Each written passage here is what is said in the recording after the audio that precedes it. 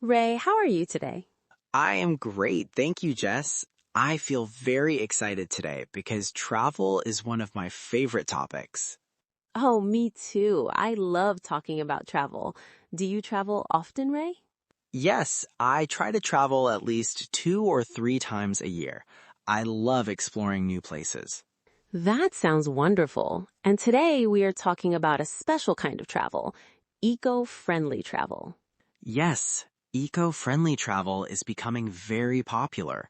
More and more people want to travel in a way that is good for the environment.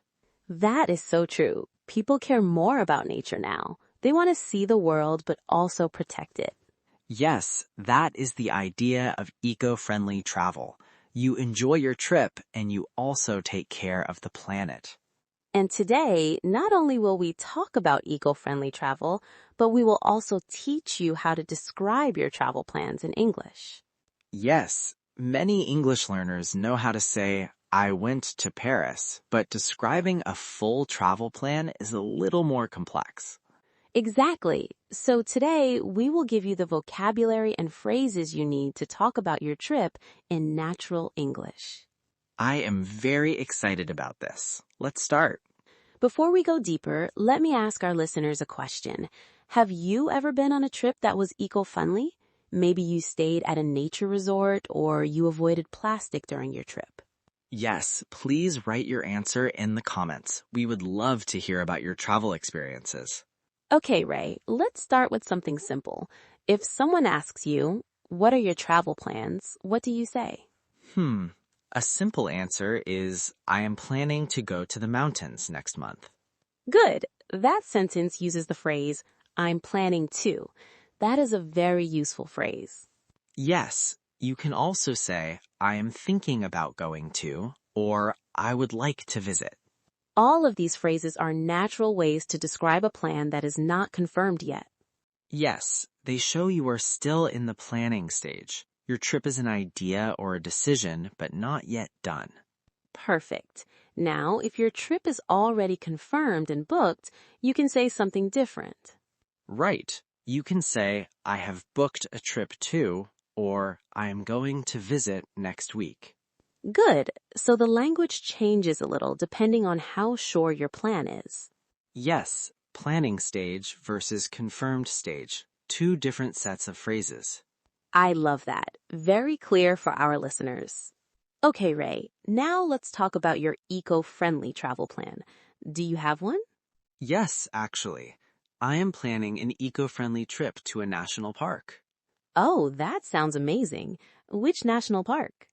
I am planning to visit a national park in the Pacific Northwest. The forests there are beautiful. Wow. And when are you planning to go? I'm thinking about going in the fall, maybe October. Oh, fall is a great time to visit forests. The leaves change color. Yes, the autumn colors are incredible. Red, orange, and yellow everywhere. That sounds like a dream trip. How long will you stay? I'm planning to stay for about 5 days. 5 days is a nice amount of time, not too short and not too long. Yes, it gives me enough time to hike, explore, and also rest. I love that. Now, why did you choose an eco-friendly trip? What was your reason? I have always loved nature, and I started to feel bad about traveling in ways that create a lot of waste or pollution. I understand that feeling. Travel can be wonderful, but it can also have a negative effect on the environment. Yes, so I decided to plan my trips more carefully to think about the impact I have. That is very responsible. What does eco-friendly travel mean to you personally? For me, it means a few things. First, I try to use public transportation or trains instead of flying when possible. That is a great way to reduce your carbon footprint. Yes, flying produces a lot of carbon emissions. If I can take a train, I prefer that. Good. What else? Second, I try to stay in eco-friendly accommodations, places that use solar energy, recycle, and support local communities. Oh, that's a good one. What kind of place will you stay in for the national park trip? I found a small eco-lodge near the park. It's run by a local family. They use rainwater and solar panels. That sounds incredible. It's small, but it sounds very special. Yes, I think staying in a place like that is much more meaningful than a big hotel. I agree. You connect with the local community and the environment at the same time. Exactly. And third, I try to pack light and avoid single-use plastic. Tell me more about that. What do you bring? I bring a reusable water bottle, reusable bags, and a bamboo toothbrush. Simple things, but they make a difference. That's great. Small choices add up to big changes. Yes, and I try to buy food from local markets instead of supermarkets or fast food restaurants. Oh, that's wonderful. Supporting local farmers and businesses. Yes, the money stays in the community, and the food is usually fresher and more delicious. I love that idea. Local food is always the best part of any trip. Absolutely. I always say if you want to understand a place, eat its food. That's such a wise thing to say. Now, let's talk about activities. What do you plan to do at the national park? I plan to go hiking every day. The park has many trails with different difficulty levels. What level are you thinking of? I will start with easy trails on the first 2 days because my body needs to adjust. Then I'll try harder trails. That's smart. You don't want to push yourself too hard on the first day. No, especially because the park is at a higher altitude. Your body needs time to get used to it. Oh yes, altitude can really affect your energy levels. Have you experienced that before? Yes, once. I went hiking at high altitude and I felt dizzy and tired very fast. That sounds difficult. What did you do? I rested, drank a lot of water, and took it slow. Eventually, I was okay. Good lesson. Nature teaches you to be patient. It really does. You can't rush in nature. You have to go at nature's pace. I love that phrase, go at nature's pace. It sounds poetic. Thank you. I think that's actually a philosophy for eco-friendly travel. You slow down, you observe, you appreciate. Yes, modern life is so fast. Eco-friendly travel helps you reconnect with something slower and deeper. Exactly. It's not just good for the planet, it's good for your mind and your soul. Beautifully said. Now, are you going alone or with someone? I'm going with a friend. We've been planning this trip for a few months. Oh, nice. What is your friend like? Is he or she also interested in eco-friendly travel?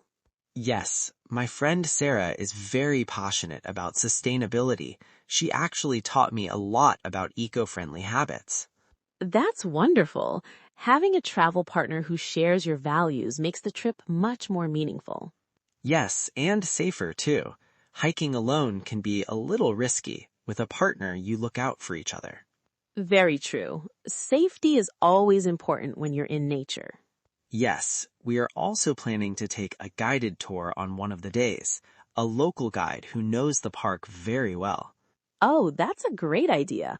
A local guide can tell you so much more than any guidebook. Yes, they know the history, the plants, the animals. They can point out things you would never notice on your own. And by hiring a local guide, you're also supporting the local economy. Yes, that's another principle of eco-friendly travel. Spend your money in ways that help the local community. I want to go on this trip with you. It sounds perfect. You are welcome to come, Jess. Maybe next time. Okay, everyone, let's pause for our learning section. Today, we have so many useful words and phrases. Let's look at them together. Yes, let's start with vocabulary about travel plans. The first group are phrases for talking about plans. We already mentioned a few, but let's review them. I'm planning to, plus verb, for future plans. I'm planning to go to the mountains. I'm thinking about, plus verb ing, for ideas still being considered. I'm thinking about visiting Japan. I would like to, plus verb, a polite way to express a wish. I would like to visit the coast. I have booked, or I have arranged, for confirmed plans. I have booked a cabin for 3 nights. These phrases move from uncertain to certain. The first three are for ideas. The last one is for confirmed plans. Yes, listen to the difference. I'm thinking about going to the mountains. That's uncertain. I have booked a cabin in the mountains. That's confirmed. Small words, big difference in meaning. Exactly. Now let's look at eco-friendly vocabulary. These are words that come up often when talking about green travel. Eco-friendly, good for the environment, does not harm nature. Carbon footprint, the amount of carbon dioxide you produce by your actions like flying or driving. Carbon emissions, gases released into the air by burning fuel. They cause climate change. Sustainable, able to continue for a long time without causing damage. A sustainable lifestyle is one that protects the future. Single-use plastic, plastic that is used only once and then thrown away. For example, plastic bags, straws, and water bottles. Reusable, something you can use many times. A reusable bottle is better than a single-use one. Eco-lodge, a place to stay that is built and run in a way that is good for the environment. Local community, the people who live in a specific area. Eco-travel supports local communities. These are very important words in modern English, not just for travel. You will hear them in news, podcasts, and everyday conversation. Yes, climate and sustainability are global topics now.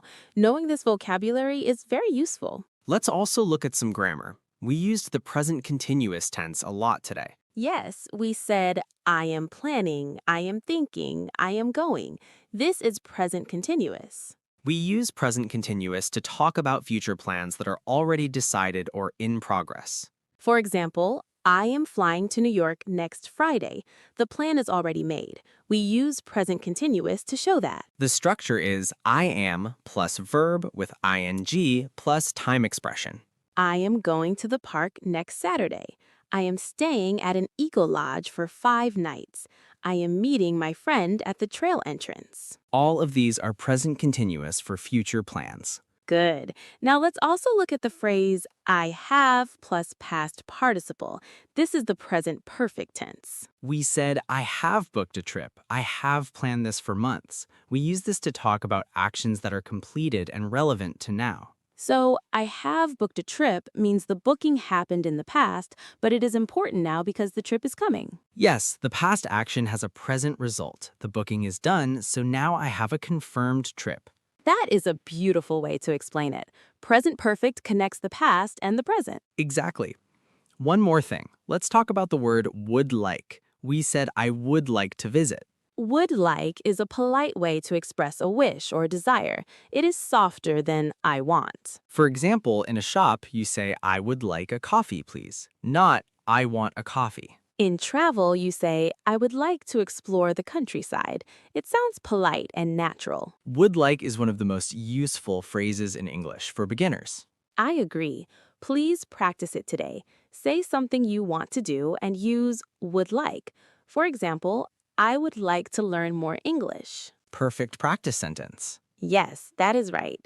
In natural speech, would like becomes I'd like. Listen, I'd like to visit Japan someday. That sounds very natural. The contraction I'd makes it flow faster. Yes, contractions make your English sound more like a native speaker. Do not be afraid of them. Practice saying I'd like to visit every day. It's a great sentence to memorize. Okay, everyone, we have a special question for you today. If you could take an eco-friendly trip anywhere in the world, where would you go? Think about it. Where in the world has beautiful nature that you want to see and protect? Please write your answer in the comments. Use the phrases we learned today. For example, I am planning to visit or I would like to go to. Yes, practice your English in the comments. That's the best kind of homework. And if you're enjoying this episode, please give the video a like and subscribe to our channel. We make new episodes every week for English learners just like you. Yes, your support means everything to us. Each like helps more learners find our channel. Thank you.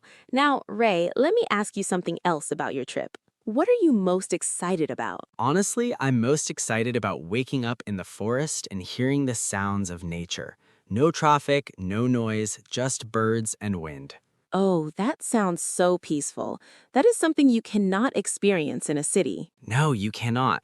I live in the city, so sometimes I feel disconnected from nature. This trip is like a reset for me. A reset. I love that word in this context. Travel as a way to reset your mind and body. Yes, especially eco-friendly travel, because you're not just visiting nature, you're becoming part of it for a few days. You become a guest in nature's home. Exactly. And like a good guest, you leave no trace. You take nothing and you leave nothing behind. Leave no trace. That is actually a well-known principle in outdoor travel.